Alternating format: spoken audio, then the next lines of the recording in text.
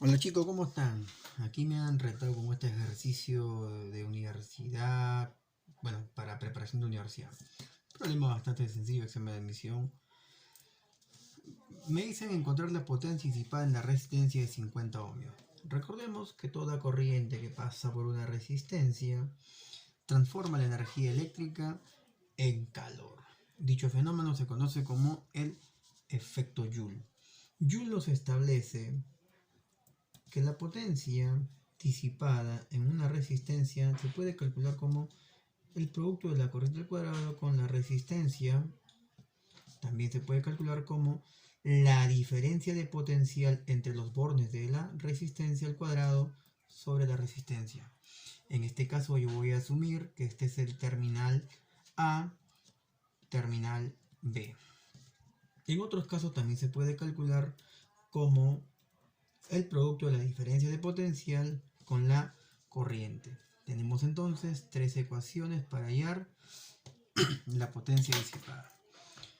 Bien, jóvenes, ¿cuál de estas voy a utilizar para nuestro ejercicio? Fíjense que si yo uso la primera ecuación necesito hallar la corriente. Y para hallar la corriente necesito también el voltaje. Por lo tanto, la primera variable que voy a calcular sería el voltaje. Y ya no necesitaría la corriente. Es por ese motivo que utilizaré la segunda relación. Por lo tanto, la potencia disipada vendría a ser igual a la diferencia de potencial de AB al cuadrado entre la resistencia. A esto le voy a llamar primera ecuación. Bueno, ahora, ¿cómo encontramos la diferencia de potencial? Esa es una tarea muy interesante. Podemos aquí aplicar la regla de Kirchhoff si queremos, pero en algunos casos no es necesario. ¿Por qué? Porque si yo analizo por Kirchhoff en esta malla o en esta malla, tanto en este nodo como en este nodo, voy a tener una ramificación de corrientes. Y eso va a generar un sistema de ecuaciones. No digo que sea imposible o muy difícil, se puede hacer, pero para un examen de admisión necesitamos rapidez. Así que voy a utilizar el método de puntos, dado a que las fuentes están interconectadas en su polaridad, tanto negativa como positiva. Cuando existe una conexión directa con las fuentes, es muy rápido poder repartir los voltajes. Por lo tanto, yo necesito el voltaje de A y B. Y con este método de puntos puedo fácilmente distribuir. ¿Y en qué se basa ello? Vamos a explicarle aquí rápidamente cómo vamos a trabajar el método de puntos. Una propiedad me dice que el voltaje de una fuente o fuerza electromotriz o FEM es igual a la diferencia de los bornes A y B. Si yo tengo una FEM de 60 voltios y por aquí ya conozco que este potencial vale 12, por lo tanto el potencial en este punto se puede saber. Este potencial menos 12 me tiene que dar 60. Por lo tanto él tiene que ser 72 voltios. Seguimos con la misma fuente. Si yo conozco que este potencial vale 90 voltios, entonces ¿esto cuánto vale? 30 voltios, porque 90 menos 30 me da 60. ¿Y qué pasa si de repente encontramos un valor negativo?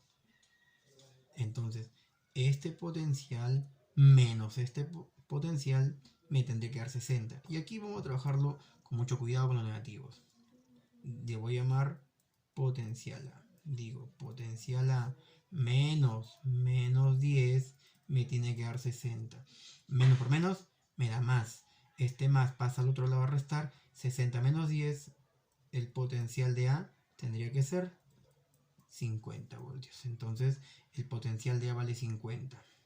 Como podrás ver, puedo trabajar cualquier valor en los bornes de la fuente. Siempre la diferencia va a mantener. En ese sentido, el valor positivo o negativo es indiferente. Yo puedo también asumir un valor de 0 voltios. Entonces aquí este potencial sería de 60. Dado que 60 menos 0 me da 60, que es la fuerza electromotriz de la fuente. Cuando lo trabajamos con 0 como valor de referencia es mucho más sencillo poder repartir el voltaje en todo el circuito. Aquí tenemos un último ejemplo. Si esta fuente vale 42 y aquí yo ya conozco que esto vale 0, automáticamente ¿esto cuánto será? 42 voltios. Esto es lo que voy a trabajar en el siguiente ejercicio. bien.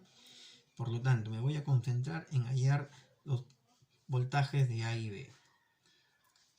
Como aquí veo que hay una interconexión entre esta fuente, y este es de mayor voltaje, uno puede escoger cualquier lugar donde colocar el 0 voltios de referencia. Puedes escoger aquí, aquí, aquí, aquí, donde gustes. Por experiencia y por criterio, se consideraría en la fuente de mayor voltaje. Si esto es 0, esta es una línea equipotencial, 0 voltios, entonces si él es 30, el potencial en B sería 30 voltios. Si él es 0, este es 50, el potencial en este punto tendría que ser 50 voltios. De la misma manera, si esto es 10, el mayor menos él me tiene que dar 10. Por lo tanto, esto tendría que ser 40.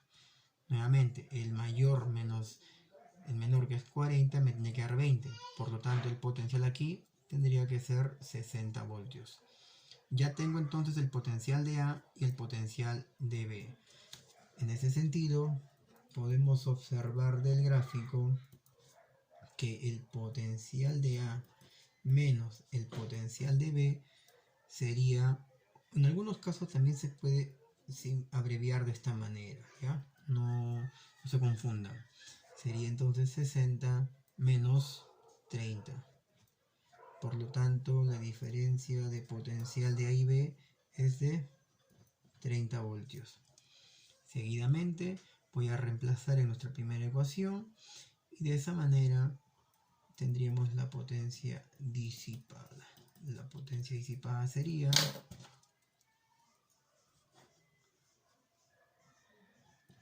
30 al cuadrado entre 50.